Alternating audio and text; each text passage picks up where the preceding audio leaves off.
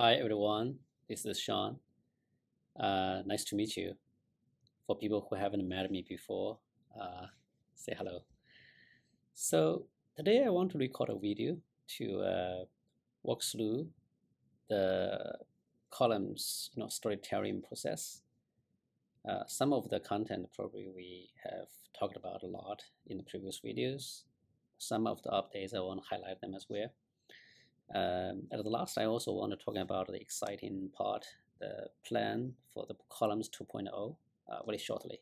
Uh, so if you haven't signed up on columns yet, just like go ahead to sign in for free.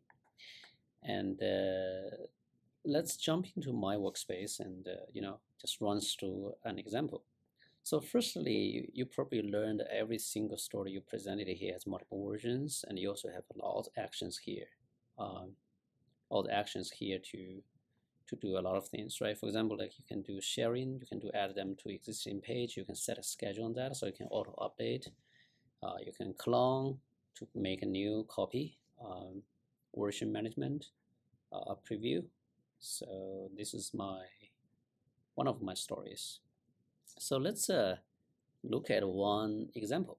Um, for people who don't have connected to any data source yet, you can always start from here, connect new data.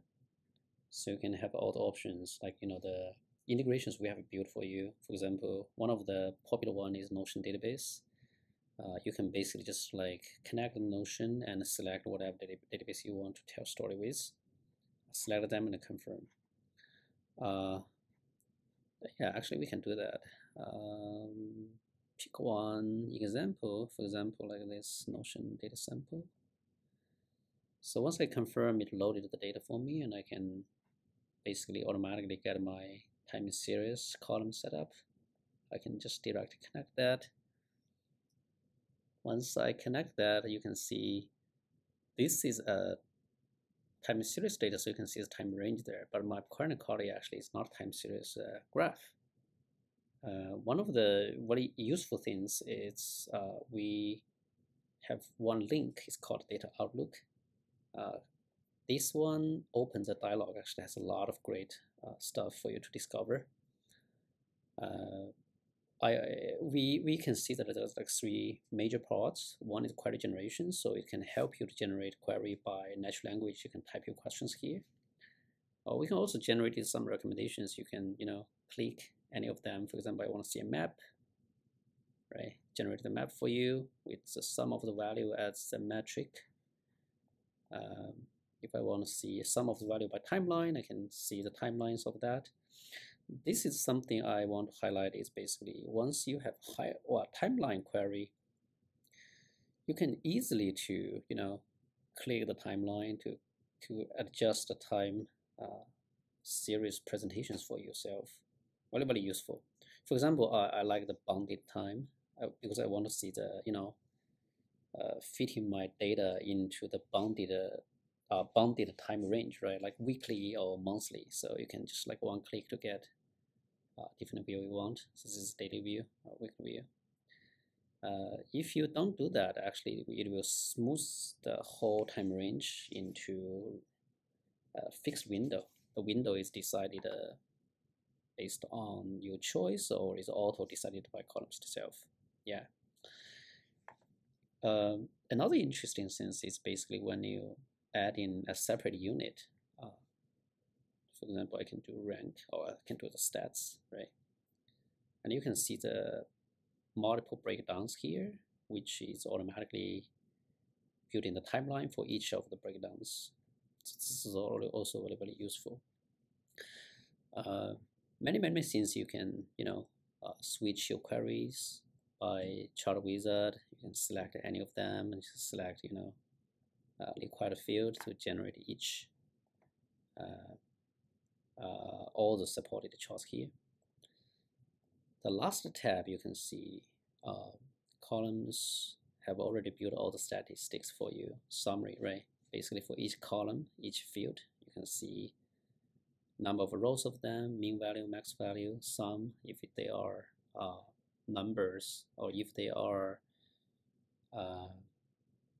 text, you can see the number of unique values they have. So sometimes it's also very, very useful to look into them. And also by looking at these samples, you can, which helps you to, to ask prompt questions here to generate your query. So this is all about query. And in the query, you can just modify your query, modify the way how you want to filter your data, how you want to transform your data. The next big part in this creator is the design. It's basically here you can style or add in any new visual elements in your graph. For example, if I click the bottom map cell, I can modify all the settings I do have, right? Angles, yeah. So remember that everything is click and stylable. If you click the line, you can see this is line settings. If you click the YXL, you can see settings for that as well. If you want to get general settings, you can always click general settings. One of the big interesting tip I want to show is basically the theme template. We're trying to build some good templates for you, but if you want to customize it yourself, you can do that as well. For example, here I can very quickly to choose a template, apply the theme to my graph, and after that you can see, you can continue to edit them. For example, choose different palette, like choose different colors for font, for background. If I move in the charts all the way to the right side, then I have a lot of space on the left side. I can drop some interesting stuff, for example, like annotations, pictures, and widgets. Smart widget it's worth looking. It's basically generate all the the summary for you. For example, here we can get the total values for each breakdown, right? That's all the status, yeah. And remember that a lot of elements and almost all the elements are movable, right, on the canvas. Here you can also do filtering. For example, I only want to see not started and in progress, so you can filter them very easily. You can also set a goal for that. For example, I can say in progress, my goal is 200. Then you can see there is like target goal here. Yeah, sometimes the color it's not configured right, so you need to manually change that. Of course, we know it's a problem. We were gonna fix them as default value should be set right. All right, this is all about design, and after that you can basically just post back to your Notion page. The whole graph will be posted back, and which is interactive, so it's very, very, very useful. Of course, I mean, if we want to share this with your audience, you can always do that. So let's say status values, and then you can save it as we generate new version. So as you save more versions, you can always navigate between them and edit them. Okay, I think this gives you a good, the concept about how columns graph, columns story, it's created. I hope you find it easy to build your own story as well.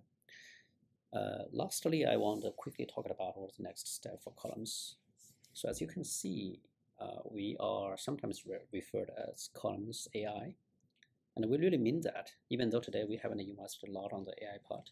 But the next step, we're going to fully embrace AI to presenting a conversational dialogue for you. For example, the chatting part, where we're going to see the conversation window where you can just like ask all kinds of questions about, hey, I want to style this, change the theme of my graph. I want to, generate a new query. some insights, or just ask AI, hey, discover some insights for me, and present it as a list of decks slides, right? Every slide is a pre-built story, and I can pick and edit them. That is very, very exciting, I think, because it really means eventually for every single of us, no matter you know how to analyze your data or not, it becomes easy task. Basically, just ask, and Clumsy AI should be able to help you to get the final presentations you want in a beautiful way, meaningful way, and an insightful way. I hope you like columns and support us, grow with us. Thank you so much. I hope we can meet you all. Thank you.